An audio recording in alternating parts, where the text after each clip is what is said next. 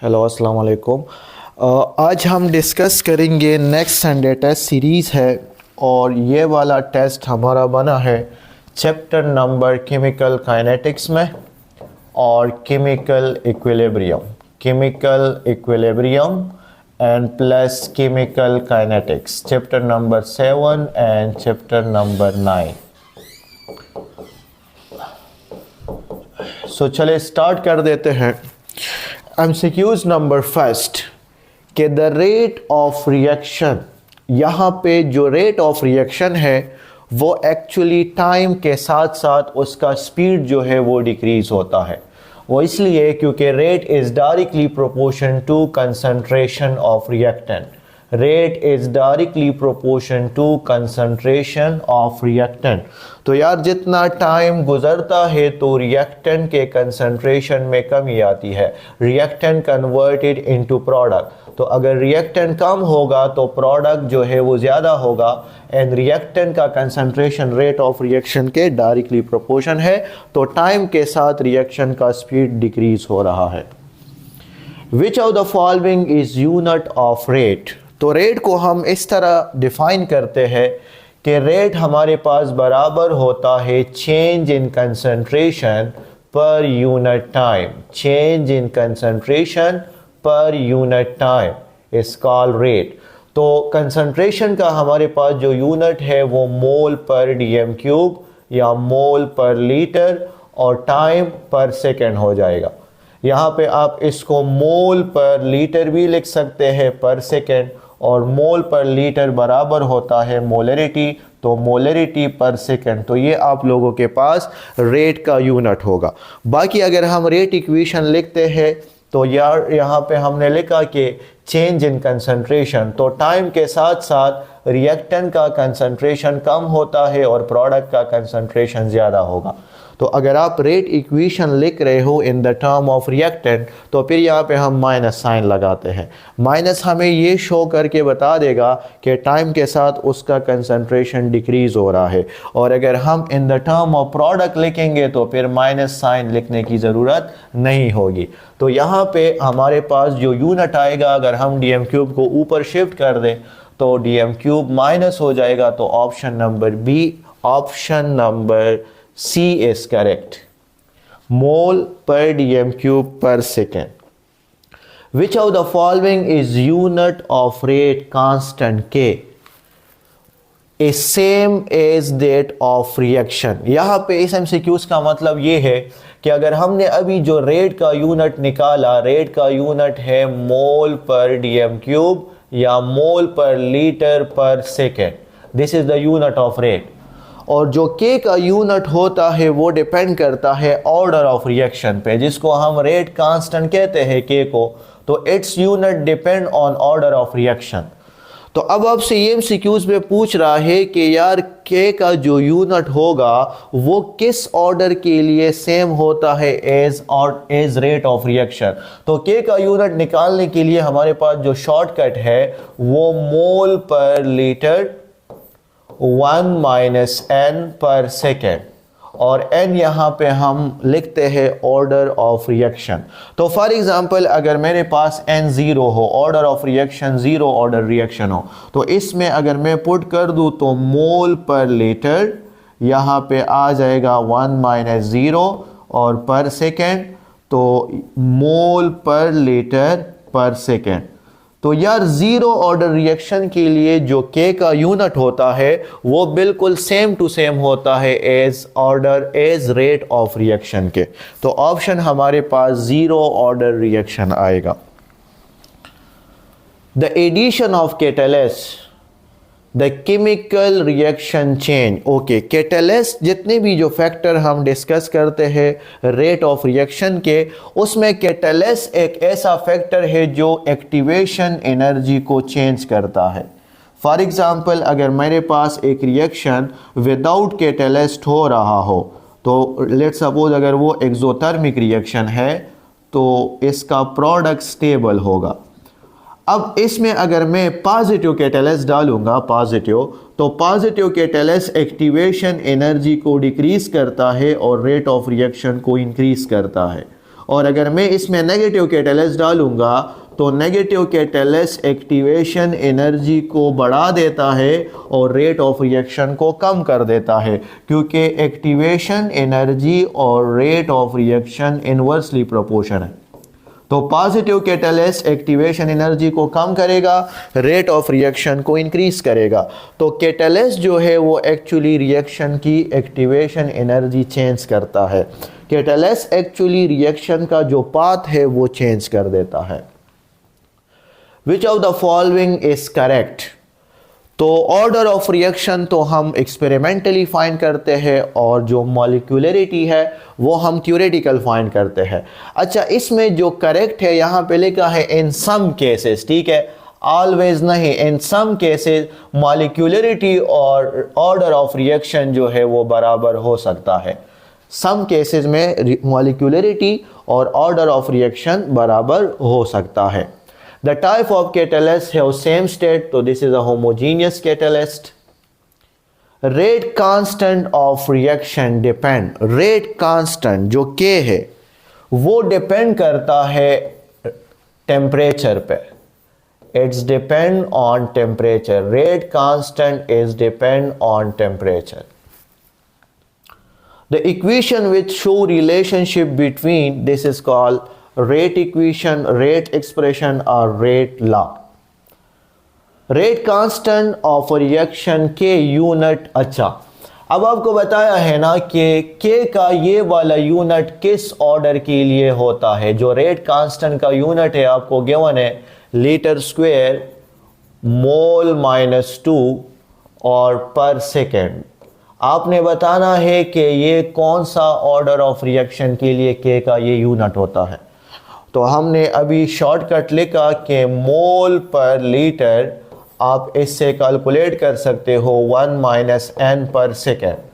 तो for example अगर मैं थर्ड ऑर्डर रिएक्शन की बात करूं तो n की वैल्यू अगर मैं 3 पुट करूं ना तो यहाँ पे आ जाएगा मोल पर लीटर और ये 1 - 3 पर सेकेंड।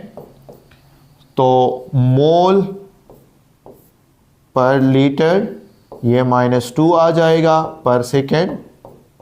तो ये मोल -2 और लीटर -2 पर सेकेंड। और अगर मैं लीटर को ऊपर शिफ्ट कर दूं तो ये पॉजिटिव हो जाएगा, तो लीटर स्क्वायर मोल इन -2 और पर सेकेंड। तो आपको जो स्टेटमेंट में यूनिट गिवन है रेट कांस्टेंट का वो एक्चुअली थर्ड ऑर्डर रिएक्शन के लिए है। For a reaction taking place on water surface in the presence of light, चले आपको ब्रैकेट में लिखा है कि जो रिएक्शन हो रहा है वो in the presence of light हो रहा है। इसका मतलब है this is a photochemical reaction और यहाँ पे जो लाइट है वो रोल प्ले कर रही है कैटलिस्ट का, और वो सारी रिएक्शन जो कि कैटलिस्ट की वजह से होते हैं उसको हम नाम देते हैं this is called zero order reaction. Next MCQs में बताया है आपको एक इक्वेशन गिवन है और आपने इसका ऑर्डर ऑफ रिएक्शन कैलकुलेट करना है। आपको रेट लॉ गिवन है, तो रेट लॉ ये एक्चुअली हम एक्सपेरिमेंटली फाइंड करते हैं। रेट लॉ कह रहा है कि आप order of reaction experimentally find करोगे। तो ऑर्डर ऑफ रिएक्शन मेरे पास किसके बराबर होता है 5 डिवाइडेड बाई 3, उसको ऐड कर दे according to rate law definition. तो यहाँ पे LCM 3 आ जाएगा 5 + 4 सो 9 डिवाइडेड बाई 3, तो आंसर जो है वो 3 आएगा। This is a third order reaction. Photochemical reaction, all photochemical reaction is zero order reaction. वो सारी रिएक्शन जो कि लाइट की वजह से होते हैं, यहाँ पे लाइट एज अ कैटलिस्ट का रोल प्ले करता है। तो all photochemical reaction are zero order reaction. अच्छा, नेक्स्ट एमसीक्यूज में आपको बताया है आपको एक इक्वेशन गिवन है, उसमें A कन्वर्टेड इनटू B हो रहा है, ठीक है। और स्टेटमेंट को जरा देखें, लिखा है कि the rate of reaction is double. Rate जो है वो डबल होता है, स्पीड डबल होता है, लेकिन कब डबल होगा? स्पीड कब डबल होगा? अगर आप A का जो कंसंट्रेशन है वो 4 टाइम इंक्रीज करे। अगर आप A का कंसंट्रेशन 4 टाइम इंक्रीज करे तो रेट ऑफ रिएक्शन डबल हो जाएगा। तो बता दें कि ये कौन सा ऑर्डर ऑफ रिएक्शन है। तो मेरे पास यहाँ पे फिलहाल 0 ऑर्डर गिवन है, तो 0 ऑर्डर का जो रेट ला है वो हम इस तरीके से लिखेंगे, A के ऊपर 0 होगा। दूसरा मुझे फर्स्ट ऑर्डर गिवन है, तो चले यहाँ पे मैं A के ऊपर 1 लगा दूंगा। नेक्स्ट मुझे गिवन है सेकंड ऑर्डर, तो मैं यहाँ पे फिर A के ऊपर 2 लगा दूंगा। और नेक्स्ट मुझे गिवन है हाफ ऑर्डर, तो मैं यहाँ पे A के ऊपर जो है वो 0.5 लगा दूंगा। चले अब स्टेटमेंट को चेक करें। स्टेटमेंट में लिखा है कि A का कंसंट्रेशन आप 4 टाइम बढ़ा दे। तो अगर मैं A के साथ A का कंसंट्रेशन 4 लिखूँ तो 4 पावर 0, तो मैथ्स का रूल है एनीथिंग पावर 0 वो 1 के बराबर होता है।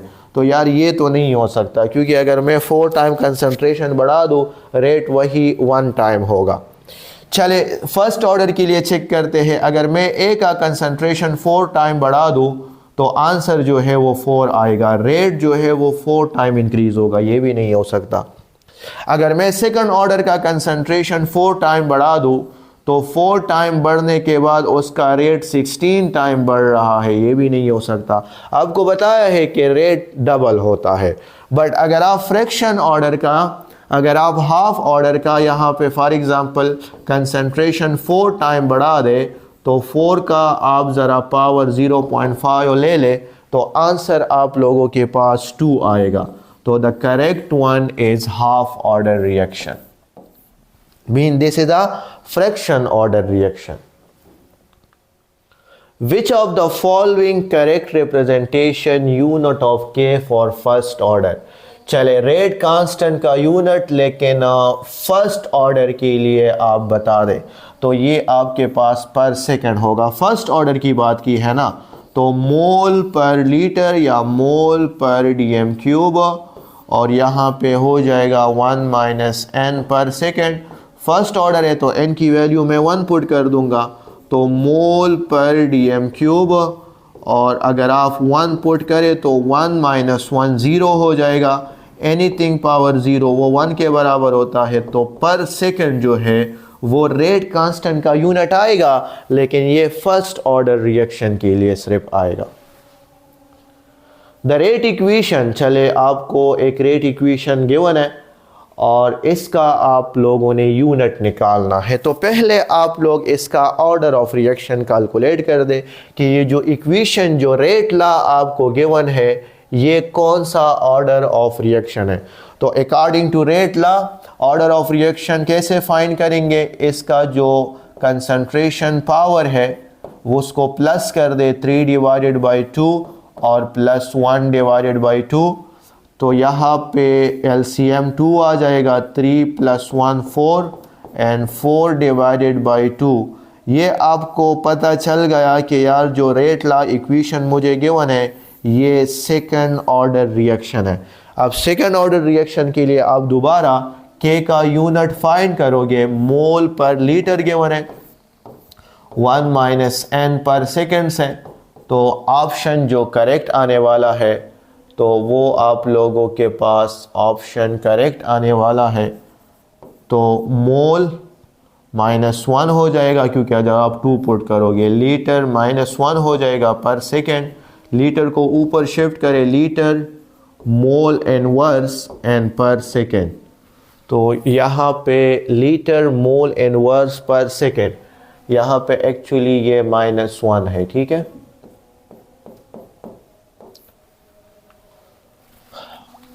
In zero order reaction, rate is independent to the concentration of reactant. Zero order वो होता है जिसमें अगर आप concentration जितना भी बढ़ा दें उसकी स्पीड पे कोई असर पड़ने वाला नहीं है। यहाँ पे जो हम कहते हैं कि rate is directly proportion to concentration, या rate is inversely proportion to concentration भी होता है, और रेट जो है वो does not depend on concentration on reactant, does not depend on concentration of reactant। तो ये वाली बात भी ठीक है, ये भी ठीक है, ये भी ठीक है, लेकिन ये वाली बात जो है वो ज़ीरो ऑर्डर रिएक्शन के लिए ठीक होगी, और रेट और कंसंट्रेशन का जो इन्वर्स रिलेशन होगा ये वाली बात जो है वो नेगेटिव ऑर्डर रिएक्शन के लिए ठीक होगी, और ये फर्स्ट, सेकंड, थर्ड और फ्रैक्शन ऑर्डर रिएक्शन के लिए ठीक होगी। तो आपको बताया है कि ज़ीरो ऑर्डर रिएक्शन का जो स्पीड है, उसका जो रेट है वो एक्चुअली कंसंट्रेशन ऑफ रिएक्टेंट पे इंडिपेंडेंट है। फॉर एग्जांपल अगर मेरे पास ये ज़ीरो ऑर्डर रिएक्शन है, ए के ऊपर आप फॉर एग्जांपल ज़ीरो पुट कर दें, अब इसका कंसंट्रेशन आप जितना भी बढ़ा दें रेट पे कोई असर पड़ने वाला नहीं है।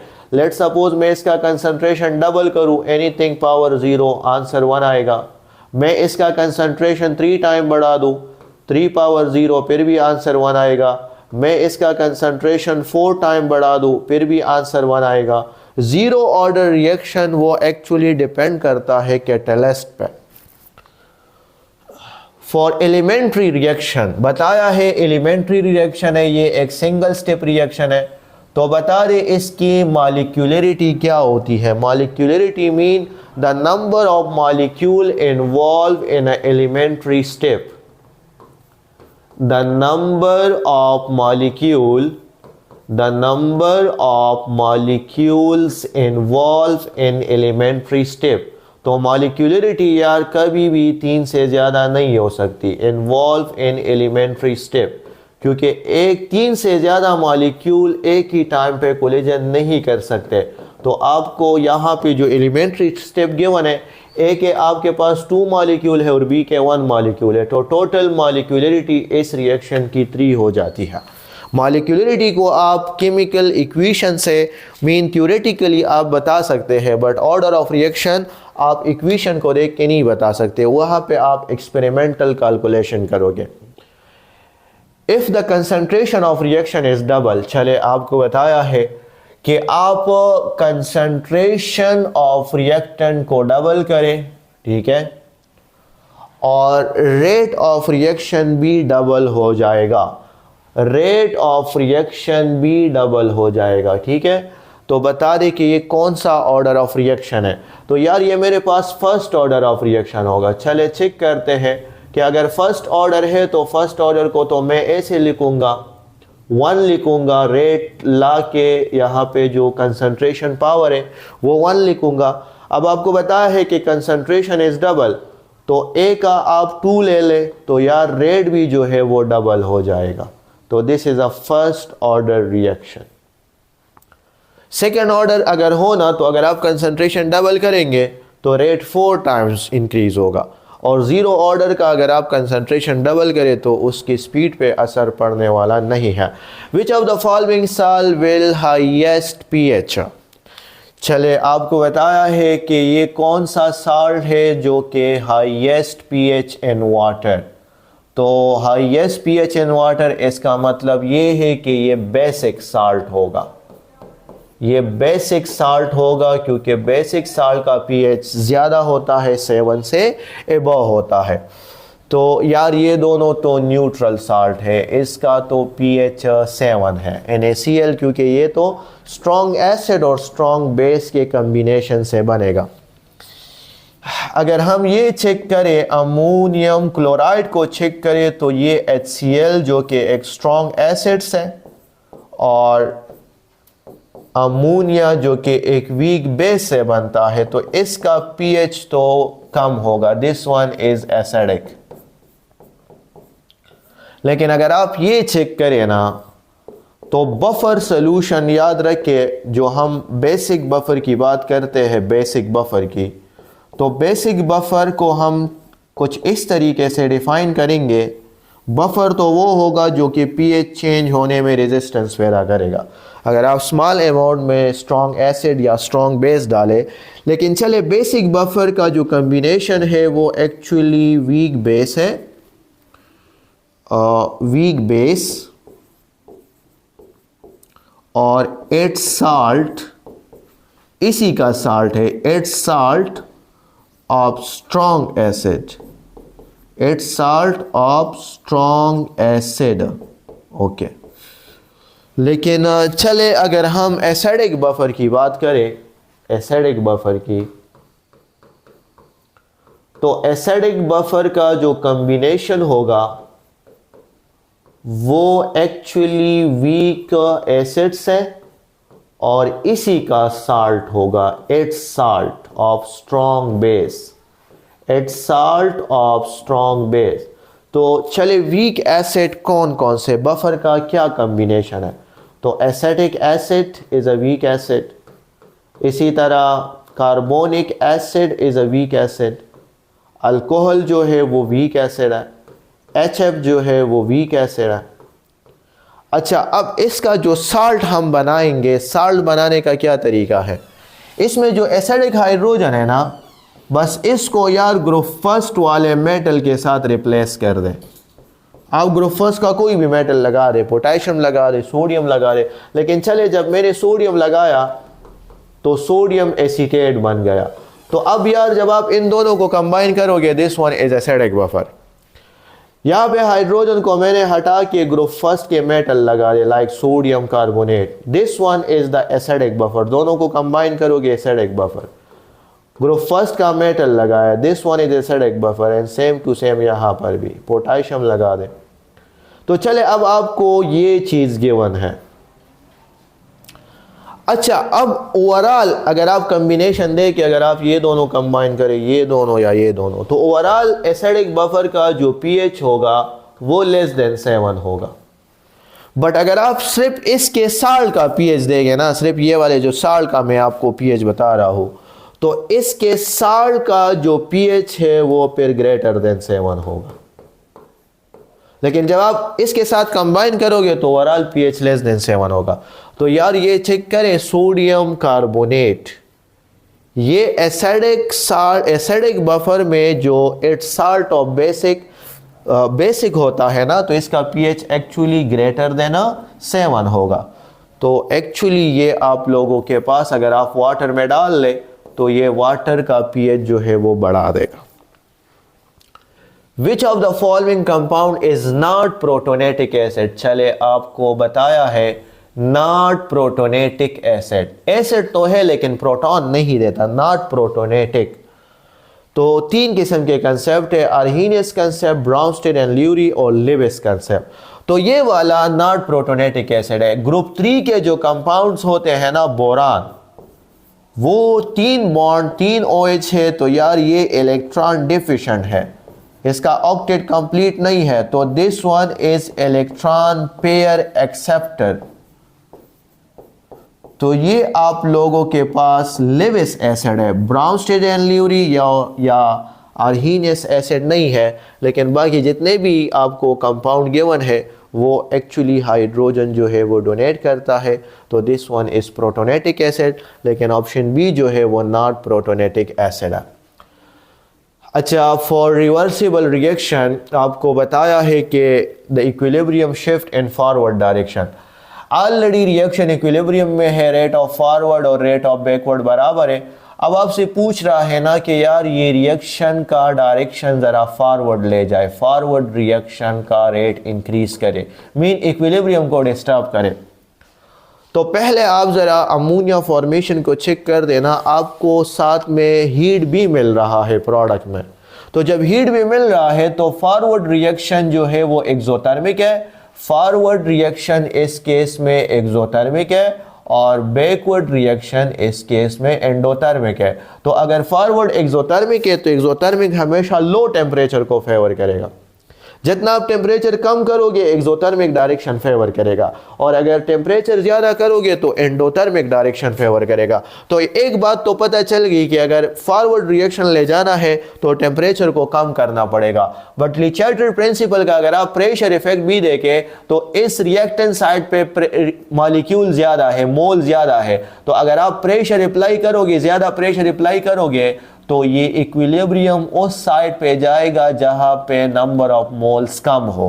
तो ऑप्शन जो होगा ना, बाय डिक्रीजिंग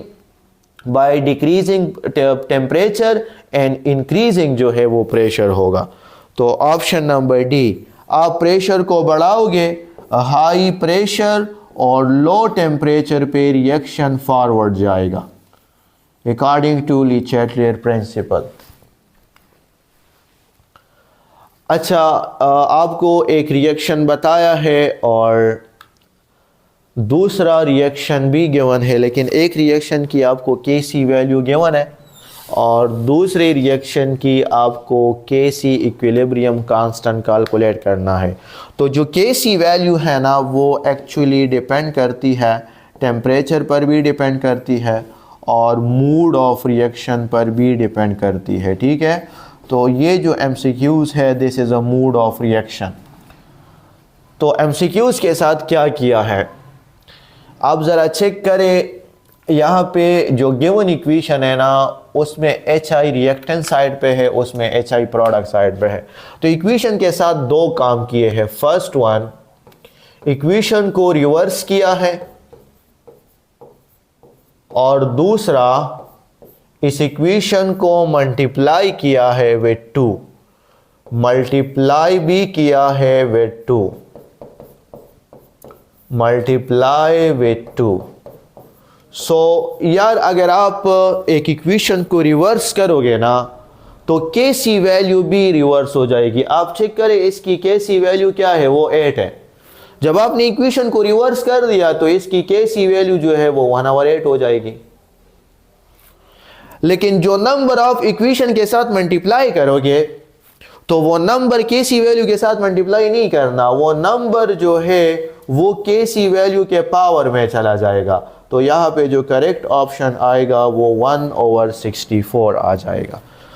इक्वेशन को रिवर्स करोगे Kc वैल्यू भी रिवर्स हो जाएगी, बट अगर कोई नंबर मल्टीप्लाई करोगे इक्वेशन के साथ तो वो नंबर जो है वो Kc के पावर में चला जाएगा।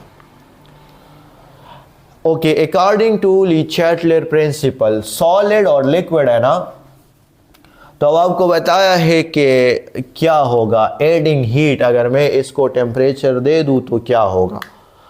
तो यार सॉलिड में आप सबको पता है कि इंटरमॉलिक्यूलर फोर्स स्ट्रॉन्ग होते हैं, ठीक है, और लिक्विड में थोड़े से वीक होते हैं। सो सॉलिड जब लिक्विड में जा रहा है ना तो यार बॉन्ड ब्रेकिंग हो रही है, इसका मतलब है कि फॉरवर्ड एंडोथर्मिक रिएक्शन है। लेकिन जब लिक्विड सॉलिड में आ रहा है तो बॉन्ड फॉर्मेशन हो रही है, एक्सोथर्मिक है। तो आप यहाँ पे अगर हीट ऐड कर रहे हो ना, ज़्यादा टेम्परेचर आप प्रोवाइड कर रहे हो, तो हाई टेम्परेचर तो हमेशा एंडोथर्मिक डायरेक्शन को फेवर करेगा। तो the amount of solid decreases, क्योंकि ये वाला रिएक्शन फेवर करेगा, जब ये वाला रिएक्शन फेवर करेगा तो सॉलिड की क्वांटिटी जो है वो डिक्रीज हो जाएगी। और K for dibasic acid मीन वो एसिड जो कि 2 प्रोटॉन देता है, लाइक अगर हम H2SO4 की बात करें तो 2 प्रोटॉन देता है, बट अगर ये पहला प्रोटॉन रिलीज करे ना तो पहला जो स्टेप है उसका यार अपना एक रेट कांस्टेंट की वैल्यू होगी। जो पहला स्टेप है उसका अपना एक रेट कांस्टेंट, जिस तरह हम लिखते हैं K1। लेकिन सेकेंड स्टेप में फिर यार ये दूसरा प्रोटॉन भी रिलीज कर लेगा। तो सेकेंड प्रोटॉन रिलीज करने के बाद सल्फेट पे -2 चार्ज आ जाएगा और इसकी भी अपनी एक रेट कांस्टेंट वैल्यू होगी लाइक K2। तो ये बात याद रखिए कि यार पहला प्रोटॉन जो वो रिलीज करेगा तो वो फास्ट करेगा, सेकंड प्रोटॉन रिलीज करेगा लेकिन वो स्लो करेगा, क्योंकि इस नेगेटिव चार्ज को यार अब खुद पॉजिटिव चार्ज की ज़रूरत होती है। तो जब पहला स्टेप फास्ट होगा तो ऑटोमेटिकली फर्स्ट K1 जो है वो K2 से ज़्यादा होगा, क्योंकि rate of reaction rate is directly proportion to K, rate constant के डायरेक्टली प्रोपोर्शन होता है। तो पहला जो डिसोसिएशन है, पहला प्रोटॉन का जो डिसोसिएशन है वो सेकंड स्टेप से जो है वो थोड़ा सा फास्ट होगा। अच्छा, दोबारा आपको एक इक्वेशन गिवन है और बताया है कि Kc और Kp are not equal. Kc और Kp कब इक्वल नहीं होगा? तो Kc और Kp का जो रिलेशन है वो हम कुछ इस तरीके से लिखते हैं कि Kc RT and change in n। अच्छा, अब चेंज इन n हम लिख देते हैं के moles of product minus moles of reactant, ठीक है। और अगर let's suppose change in n वो 0 आ जाए, नंबर ऑफ मोल्स बराबर हो, तो उस टाइम Kp और Kc बराबर होगा। बट अगर चेंज इन n 0 से ज़्यादा आ जाए तो फिर Kp जो है वो Kc से ज़्यादा होगा, और अगर change in n less than 0 आ जाए तो फिर Kp जो है वो Kc से कम होगा। तो इक्वेशन नंबर 1 को अगर आप चेक करें, दोनों गैसेज हैं, 2 मोल प्रोडक्ट के हैं, 2 रिएक्टेंट के, तो चेंज इन n यहाँ पे 0 है, Kp is equal to Kc। यहाँ पर भी 2 मोल रिएक्टेंट के हैं, 2 मोल प्रोडक्ट के हैं, डेल्टा n यहाँ पर भी 0 है। यहाँ पर भी 2 मोल रिएक्टेंट के, 2 मोल प्रोडक्ट के, डेल्टा n यहाँ पर भी 0 है। बट यहाँ पे 2 मोल प्रोडक्ट के है, 1 मोल रिएक्टेंट का है, ये सॉलिड को कंसिडर नहीं करना। तो यहाँ पे जो चेंज इन n है वो एक्चुअली 0 नहीं है, तो that's why option number D के लिए Kp और Kc की वैल्यू इक्वल नहीं होगी, तो ऑप्शन नंबर डी जो है वो करेक्ट होगा। अच्छा, दोबारा आपको वही एक इक्वेशन बताया है, बट अब इस इक्वेशन को रिवर्स नहीं किया। Kc की वैल्यू बतानी है, मोड ऑफ रिएक्शन की बात है, लेकिन इसको रिवर्स नहीं किया ना, इसको सिर्फ मल्टीप्लाई किया है 1/2 नंबर के साथ। चेक करें 1/2 के साथ, तो अगर मैं यहाँ पे 1/2 करूँ तो 2 कैंसिल हो जाएगा, तो सिर्फ 1/2 के साथ मल्टीप्लाई किया है। तो मैंने क्या कहा कि अगर एक रिएक्शन को मल्टीप्लाई करोगे तो वो नंबर एक्चुअली Kc के पावर में चला जाएगा, तो ऑप्शन नंबर ए जो है वो करेक्ट होगा। इक्विलिब्रियम के लिए हमेशा क्लोज कंटेनर की ज़रूरत होती है, क्लोज वेसल होगा तब इक्विलिब्रियम अचीव होगा, ओपन वेसल में कभी भी इक्विलिब्रियम अचीव नहीं होता। इफ़ Kc स्मॉल, अगर Kc स्मॉल हो तो यार Kc को हम इस तरह लिखते हैं concentration of product divided by concentration of reactant. तो Kc और प्रोडक्ट का आपस में डायरेक्टली प्रोपोर्शन है, तो अगर Kc छोटा है इट्स मीन प्रोडक्ट का कंसंट्रेशन भी कम है। Kc और प्रोडक्ट इज डायरेक्टली प्रोपोर्शन। तो आपको इक्वेशन रिएक्शन में बताया है, स्टेटमेंट में बताया है कि Kc इज स्मॉल, तो यार जब Kc स्मॉल हो तो at low product concentration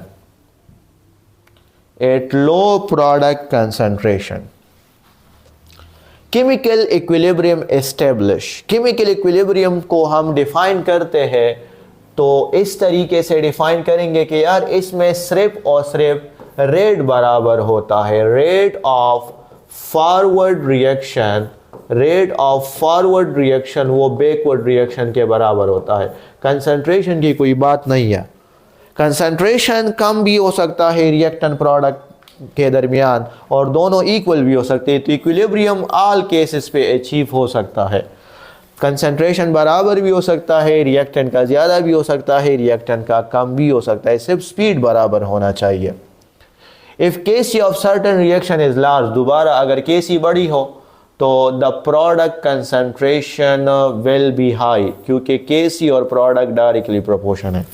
Kc बड़ी हो तो प्रोडक्ट का कंसंट्रेशन जो है वो ज़्यादा होगा।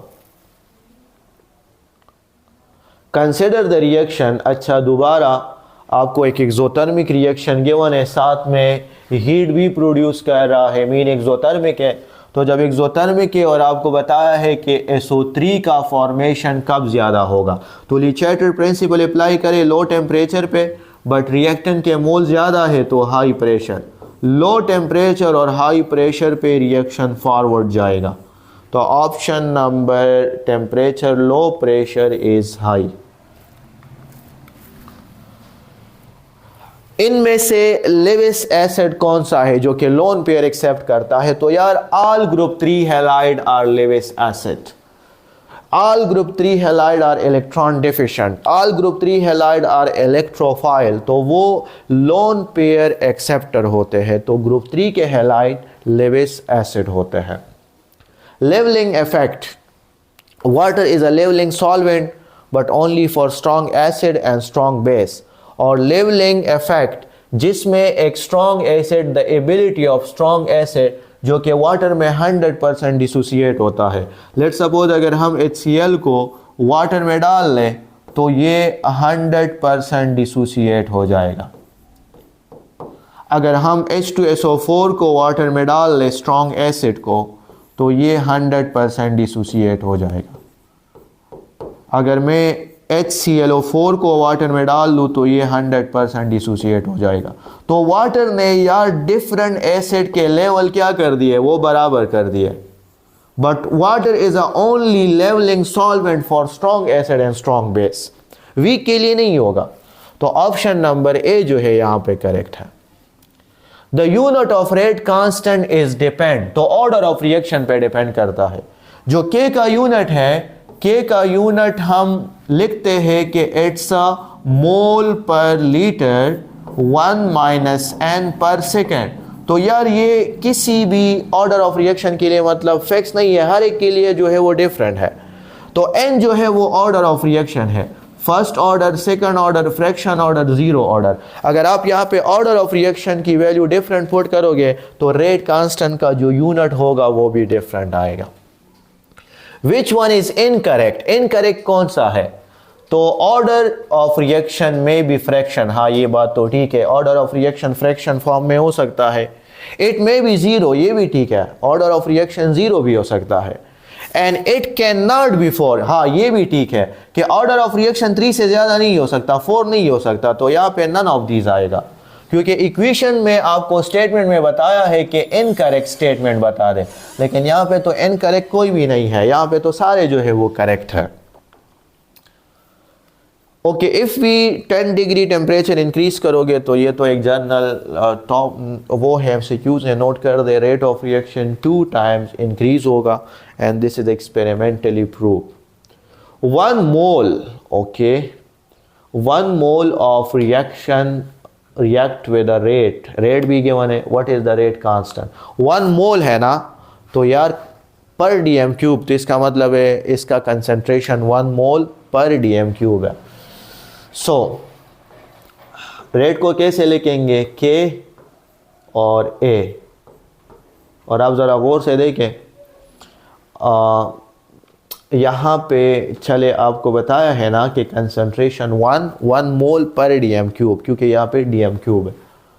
तो आपने रेट के का what is the rate constant, के की वैल्यू बतानी है, तो बराबर होगा rate divided by A concentration. अब रेट कितना है? 0.6 मोल पर डीएम क्यूब पर सेकेंड, और ये कितना है? 1 मोल पर डीएम क्यूब। तो ये चीज़ कैंसिल हो जाएगी, के जो है वो बराबर हो जाएगा 0.6 पर सेकेंड के। तो option number C is correct. अच्छा, आपको के का एक वैल्यू बताई है ना, तो ये कौन सा ऑर्डर ऑफ रिएक्शन है? तो के की वैल्यू आप चेक करें, इस पे कंफ्यूज ना हो, जस्ट के का यूनिट देके पर सेकंड है ना, तो पर सेकंड तो यार फर्स्ट ऑर्डर रिएक्शन के लिए होता है। Consider the endothermic reaction, okay, ये है एंडोथर्मिक रिएक्शन। और एंडोथर्मिक रिएक्शन का जो ग्राफिकल रिप्रेजेंटेशन है वो हम कुछ इस तरीके से लिख देते हैं कि यहाँ पे reactant, let suppose X, this is the energy, और ये पहले एक्टिवेशन स्टेट में जाएगा, यहाँ पे प्रोडक्ट बना देगा Y। तो यार अगर आप फॉरवर्ड रिएक्शन देखें तो फॉरवर्ड रिएक्शन की एक्टिवेशन एनर्जी वो थोड़ी सी ज़्यादा है as compare to backward reaction. Endothermic का बैकवर्ड रिएक्शन की एक्टिवेशन एनर्जी, क्योंकि बैकवर्ड रिएक्शन की एक्टिवेशन एनर्जी हम यहाँ से मेजर कर लेंगे, लेकिन फॉरवर्ड रिएक्शन की एक्टिवेशन एनर्जी हमें यहाँ से मेजर करनी है। तो अगर एंडोथर्मिक रिएक्शन है तो उस टाइम फॉरवर्ड रिएक्शन की एक्टिवेशन एनर्जी बैकवर्ड रिएक्शन की एक्टिवेशन एनर्जी से ज़्यादा होती है। अकॉर्डिंग टू कोलेजन थ्योरी, तो बोथ कोलेजन थ्योरी के मुताबिक फ्रीक्वेंसी मीन कोलेजन जो है वो एनर्जेटिक भी होना चाहिए, और जितना ज़्यादा कोलेजन होगा तो automatically rate of reaction increase होगा। Okay, which reaction will be fast? तो it is a nature of reactant, वो फैक्टर है जो रेट ऑफ रिएक्शन के जो फैक्टर है उसमें नेचर ऑफ रिएक्टेंट। तो alkali metal are highly reactive than alkaline earth metal. Alkali metal की रिएक्टिविटी ऑक्सीजन के साथ ज़्यादा होती है as compare to alkaline earth metal. तो अगर आप दोनों को कंपेयर करें तो ये वाला रिएक्शन फास्ट होगा, ये वाला रिएक्शन स्लो होगा, और ये कौन सा फैक्टर है? Nature of reactant. A buffer solution resist change in pH when small amount of acid and base. Yes, buffer solution वो होगा जो pH चेंज होने में रेजिस्टेंस पैदा करे। अगर आप स्मॉल अमाउंट में स्ट्रॉन्ग एसिड को या स्ट्रॉन्ग बेस को डाल दें। और अभी जो हमने बफर सोल्यूशन पढ़ा कि acidic buffer, weak acid, acidic acid, और इसका साल्ट कैसे बनाना है? एसिडिक हाइड्रोजन को हटा के ग्रुप फर्स्ट का मेटल लगा दे तो it is a combination of acidic buffer, और एसिडिक बफर का pH लेस देन 7 होगा। If a reaction establish equilibrium, अगर रिएक्शन इक्विलिब्रियम स्टेबल कर लेना, तो अपने पास ये बात याद रख के अगर एक मरतबा इक्विलिब्रियम स्टेबल हो गया तो concentration of reactant and product ये भी कांस्टेंट रहेगा, इसमें कोई और चेंज आने वाली नहीं है। कलर भी चेंज नहीं होगा, फिर कलर नॉट चेंज। तो ये केमिकल इक्विलिब्रियम के आइडेंटिफिकेशन है, कलर नॉट चेंज। डेंसिटी जो है वो चेंज नहीं होगी, डेंसिटी भी चेंज नहीं होगी, और यहाँ पे प्रेशर जो है वो भी चेंज नहीं होगा, प्रेशर जो है यार वो भी कांस्टेंट रहेगा। तो केमिकल इक्विलिब्रियम जब एक मरतबा अचीव हो जाए तो ये सारी बातें जो है वो फिर करेक्ट होगी। The pH of buffer solution resist pH even small amount of acid, yes, always remain constant नहीं होता, थोड़ा बहुत चेंज आता है, थोड़ा बहुत।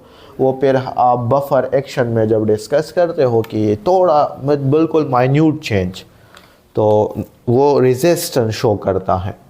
Buffer solution mostly medical laboratory में यूज़ होता है। Chemical equilibrium occur when the forward and reverse reaction at same rate. Chemical equilibrium में तो यार रेट सेम होना चाहिए, हमारा काम तो सिर्फ रेट सेम होने से है। जब रेट सेम हो तो केमिकल इक्विलिब्रियम अचीव होगा। ओके, लिचैटर प्रिंसिपल, 3 किस्म के इफेक्ट हैं जो कि इक्विलिब्रियम आप डिस्टर्ब करते थे, कंसंट्रेशन से, टेम्परेचर से और प्रेशर से।